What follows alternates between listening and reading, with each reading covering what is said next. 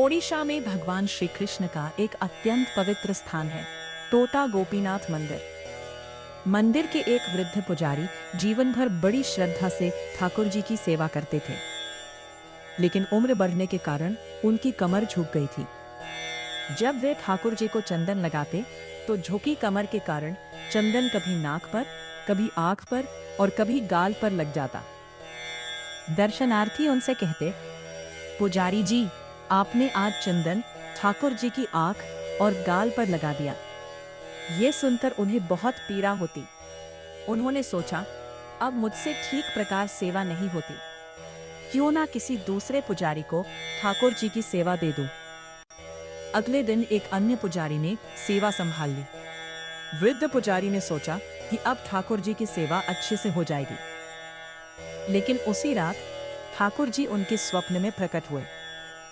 ठाकुर जी बोले, मुझे किसी और से नहीं, केवल आपसे ही सेवा चाहिए। आप ही मेरा चंदन घिसे, आप ही वस्त्र पहनाएं और आप ही मेरा श्रृंगार करें। पुजारी रोकर बोले, प्रभु, यह मेरे लिए बहुत बड़ा सौभाग्य है, लेकिन मेरी कमर झुक चुकी है। ठाकुर जी बोले, मुझे कुछ नहीं पता, मुझे सेवा आपसे ही चाहिए। कल सुबह आप स्वयं मंदिर आना।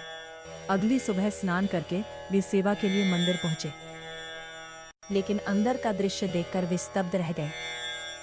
ठाकुर जी खड़े नहीं थे, वे स्वयं नीचे बैठ गए थे, ताकि उनके वृद्ध भक्त को सेवा करने में कोई कठिनाई ना हो। ठाकुर जी, लो, अब हम भी बैठ गए, अब करो हमारी सेवा। अपने भक्त की कठिनाई देखकर स्वयं भगवान बैठ गए। तभी से यह स्वरूप टोटा गोपीनाथ के नाम से प्रसिद्ध हुआ। सच है, भगवान अपने सच्चे भक्त की सेवा नहीं, उसका प्रेम देखते हैं।